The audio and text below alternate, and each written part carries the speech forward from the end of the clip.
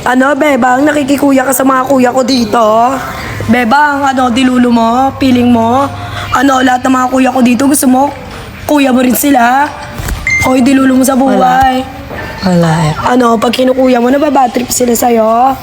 Ano, lahat ng daddy ko dito, nakikidaddy ka? Ano?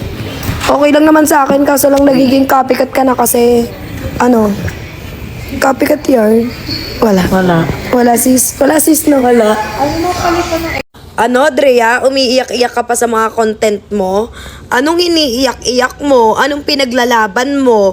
Hindi na nga lang, inalisan na nga lang kita eh. Umokay na lang ako eh. Iniyak ko na nga lang kahit sobrang sakit ng mga sinabi mo sa akin. Dahil alam mo kung bakit ako umiyak? Kasi lahat naman ng sinabi ko sa'yo, hindi naman sa akin galing yun eh. Galing sa ibang tao eh. Nagaling sa ibang tao na sinasabi lang sa akin na sabihin sa'yo. So, dapat alamin mo muna kung sino yung nagsabi. Tsaka, biruan lang yon. Bakit pikon ka? Bakit asartalo ka? Bakit nasasaktan ka? Bakit totoo ba? O bakit ka napipikon? Kung hindi totoo yung mga pinagsasabi sa'yo, dapat hindi ka mapipikon at hindi ka masasaktan. Kasi first of all, hindi naman totoo, di ba? O ba't nasasaktan ka? Eh di totoo. Tsaka grabe yung mga pinagsasabi mo sa akin, no? Na kung hindi dahil sa'yo, hindi ako makakapunta dito sa Manix. Hoy, ikaw lang nag-carpool sa akin. Tsaka bago ako pumunta dito sa Manix, may approval ni Sir, tsaka ni Mami B, tsaka nila Kuya Yuki yun, no? Ikaw lang yung nagpa-carpool sa akin kasi ikaw yung inutusan.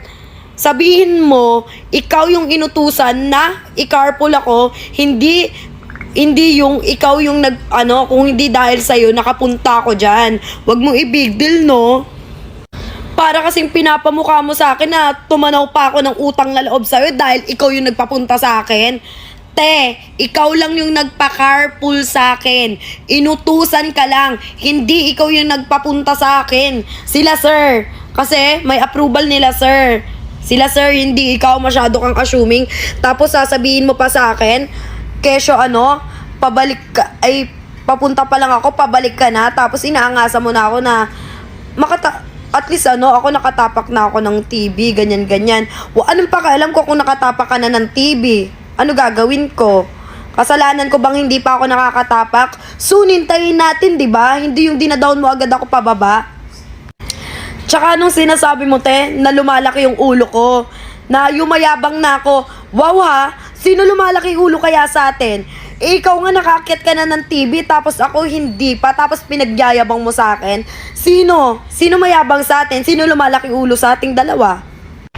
Tapos about pa dun sa ate ko, sa sa problema namin ng ate ko, privacy na nga lang namin, sasabihin mo pa sa harapan ng mga maraming tao.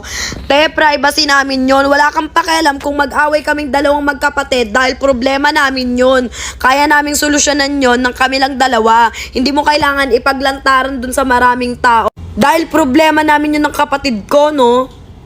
Tsaka, kahit sulsulan mo pa nun si Shulane, siraan mo ako kay Shulane, alam mo, kami pa rin ang magkapatid. Kami pa rin ang magtutulungan bandang dulo. Hindi ka namin kaano-ano. Kaya wala kang karapatan para backstabin yung isa't isa namin. Siraan kami sa isa't isa kasi first of all, kami pa rin ang bate. Kami pa rin ang magkadugo. Kami pa rin ang magkakampi. Panghabang buhay. Huwag kang makisali kasi hindi ka naman namin kadugo. Wala ka na sa problema naming dalawa. At hindi mo alam yung mga pinagdadaanan namin problema kaya huwag ka makikisali sa amin. Yun lang. Totoo lang. Kaya wag ka magpo-post ng mga umiiyak ka. Napaka-pa-victim mo. Alam mo kung bakit? Kasi mas matanda ka sa akin, pumapatol ka pa sa akin. Imbis intindihin mo na lang na ganyan may mga sumusulsul sa akin. Hindi mo inisip yun. Inisip mo kasi yung kayabangan mo. Kasi yung tumalak ka kagabi, akala mo nun maangas ka na. Akala mo kinaangas mo na yun. Sabihin ko lang sa'yo, hindi mo kinaangas. Totoo lang.